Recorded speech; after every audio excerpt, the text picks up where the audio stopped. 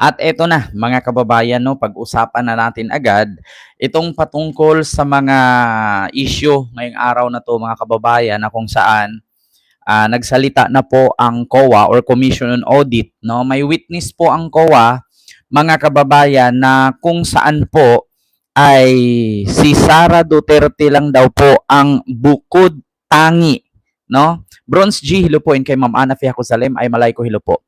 Si Sara Duterte lang daw po mga kababayan ang bukod tangi na vice presidente na may confidential fund sa DepEd. First time daw yang nangyari.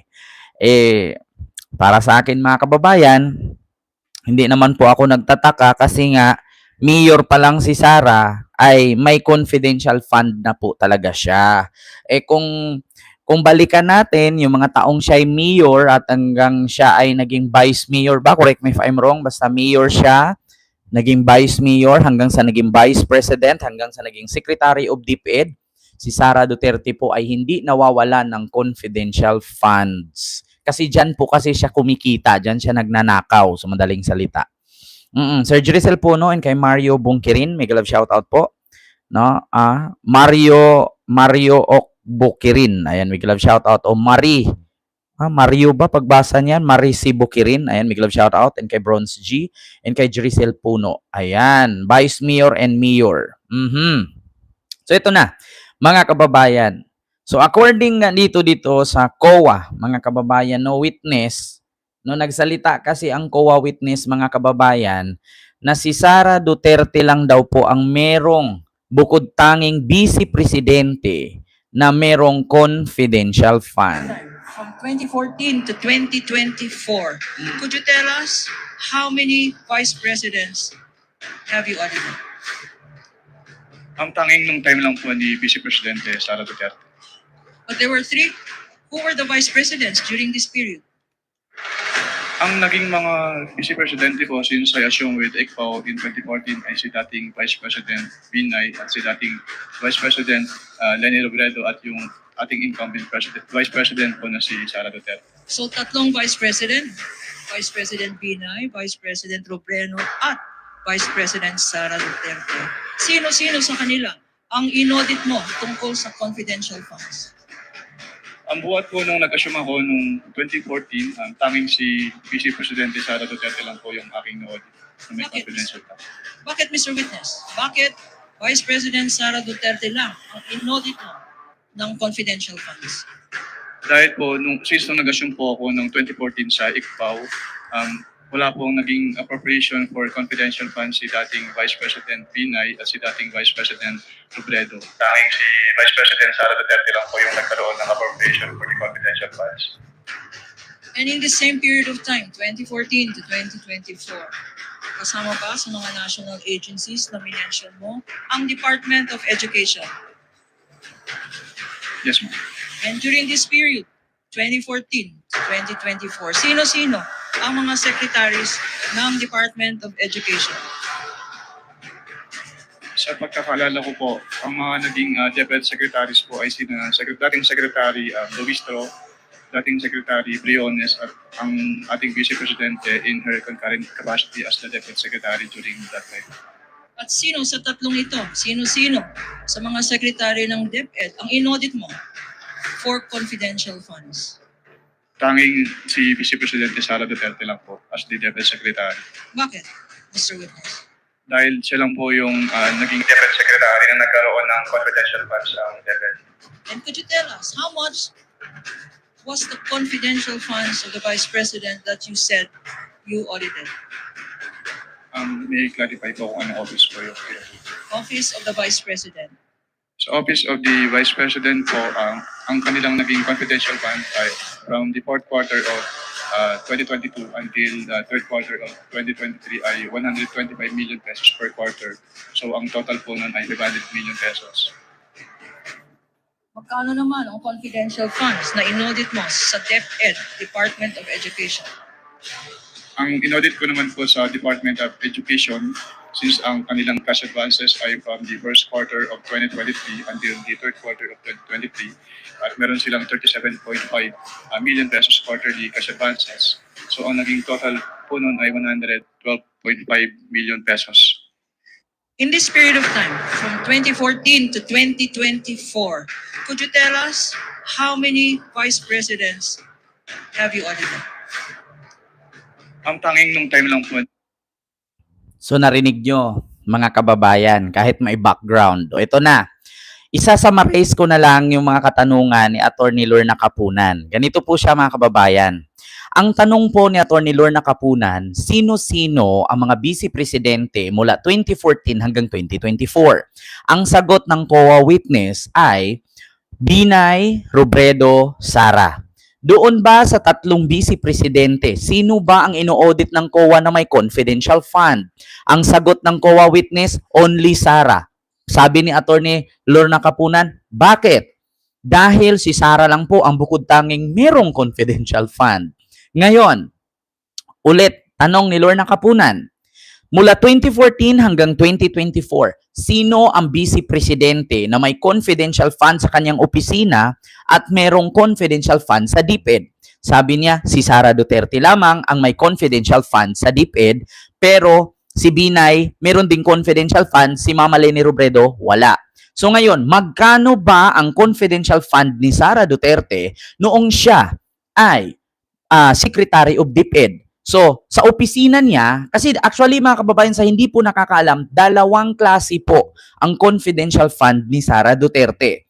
Noong siya, actually noong Vice President pa siya, nung hindi pa siya itinalaga bilang DepEd Secretary, mga kababayan, noong hindi pa siya itinalaga ni PBBM bilang DepEd Secretary, ang confidential fund ni Sara ay nadagdagan. Kasi bakit? Noong Vice President pa siya, mula nung naging mayor siya hanggang sa naging Vice President, hindi po nawawala yung confidential fund niya. Meron po talaga. Kasanayan na ni Sara yan. So ngayon mga kababayan, magkano nga ba ang kanyang confidential fund noong OBP pa siya, nung hindi pa siya itinalaga bilang DepEd Secretary? So 530 million plus. Tandaan nyo yan. 530 million plus ang kanyang confidential fund nung hindi pa siya DepEd Secretary. Ngayon, noong nag-DepEd Secretary na siya plus OBP pa siya, so dumoble po. Dumoble po ang kanyang confidential fund. Bakit? Kumuha siya ng confidential fund sa pagiging Vice President, kumuha din siya ng confidential fund sa pagiging DepEd Secretary. Kita nyo? So magkano naman po ang kanyang confidential fund bilang DepEd Secretary? So, umabot po ito ng 37 per transaction, 37 million. So, umabot po ito sa kahalagahang 125 million. Ang kanyang, tawag dito, ang kanyang confidential fund noong DepEd Secretary na siya. Hiwalay pa yung pagiging Vice President niya. Take note, mga kababayan. Vice President pa siya, meron na siyang 500 million plus. Noong nag-DepEd siya, meron na naman siyang another 125 million. So, sa kalubos-lubusan at sa total kabuuhan ay umabot po ito ng 600 million plus. So, ganyan po kalaki. Ngayon, ang katanungan mga kababayan, saan niya ginamit, Ma'am Shinani G? Ayun nga ang sagot. Ibinili daw ito ng gamot. Ibinigay daw ito gamot. Or di kaya ayuda. O di kaya tulong. 'Di ba? Ayuda, gamot. So, paano nangyari? Confidential fund, ibili mo ng gamot, meron naman tayong Department of Health. Meron naman tayong PhilHealth. Meron naman tayong DOH. Meron naman tayong malasakit ni Bongo. 'Di ba? So, yun ba ang tamang rason? Medisina? Sa daan-daang milyon, kalahating bilyon, medisina, ayuda. Mga kababayan, parang hindi naman siguro ganun. 'Di ba? Hindi mo pwedeng idahilan yan na meron kang ayuda, meron kang medisina. Kasi una, bakit si Leni Robredo noon, si Mama Leni? Wala namang ganun. Wala nga siyang budget 'Di ba? So bakit nakatulong naman? So ito po mga kababayan, basahin ko lang ha. O, ito yung tanong ni Lorna Kapunan. Sino sa mga naging vice presidente ang inaudit mo tungkol sa confidential fund? Sagot ni Wamil ng COA witness, buhat po nung nag-assume ako noong 2014, naging BP Sara lang po ang aking na-audit, si BP Sara. Bakit Mr. Witness? Sabi ni Kapunan. Sabi ni Wamil, wala pong naging appropriation for confidential funds sina dating BP Leni Juju Marbinay at dating BP Leni Robredo. Sila lang po. Wala po silang appropriation for confidential fund. So, ibig sabihin, wala silang mga nagastos. At actually, si Binay may confidential fund pero hindi malaki. Pero si Leni Robredo, zero. No? So, bakit naging Vice President si Binay? Bakit naging Vice President si Leni? Wala namang mga ganong kalaking gastos. Bakit si Sara hindi pwede maging Vice President kung walang confidential fund? So yun ang katanungan ngayon mga kababayan. Ito pa. Ito pa yung isa, mga kababayan. Ito na. Ito, tanungin natin ha mga kababayan. Yung katanungan ni Lorna Kapunan. Ito po mga kababayan.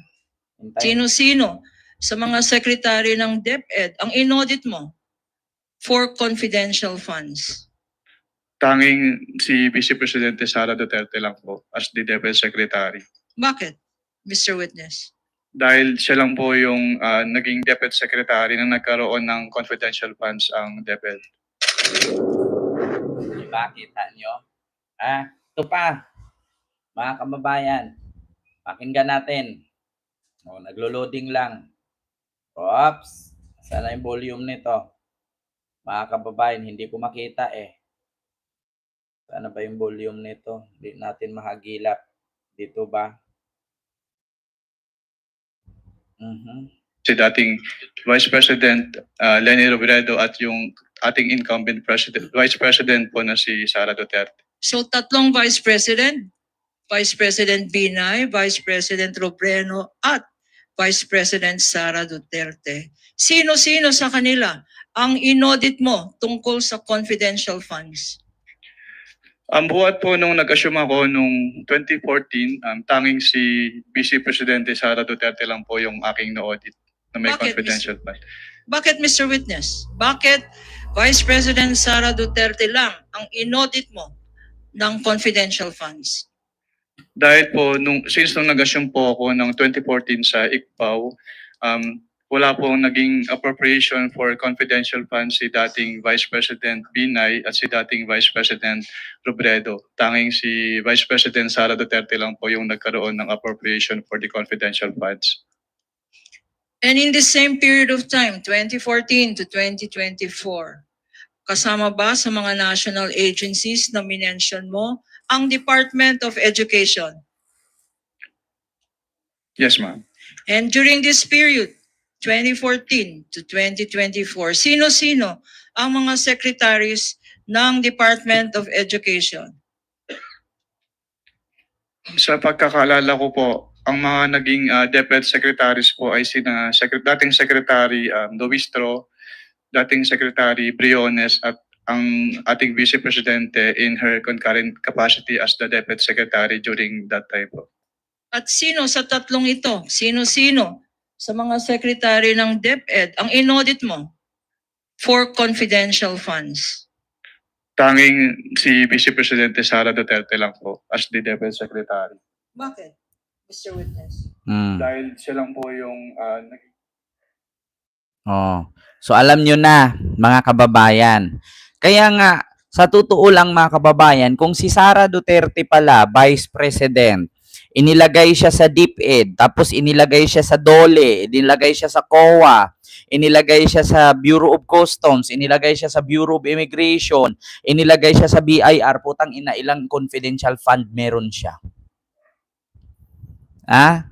Mga kababayan, kung si Sara Duterte ay inilagay mo sa lahat ng ahensya, putragis na yan, napupuno ng confidential fund lahat.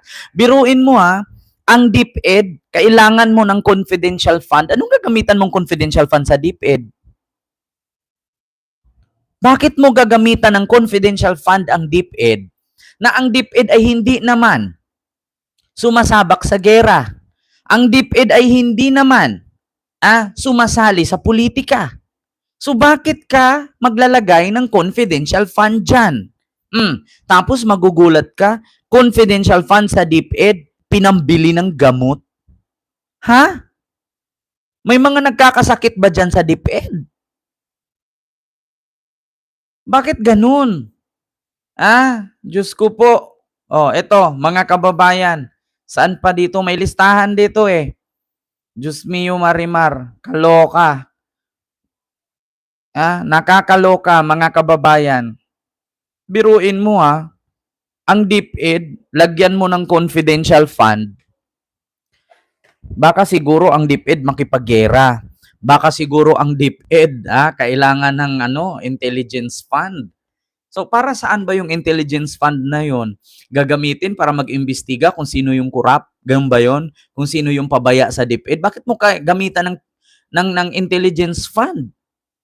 Napakarami namang mga DepEd secretary noon. Hindi naman gumamit ng ganyan. Bukod tanging si Sara Duterte lang.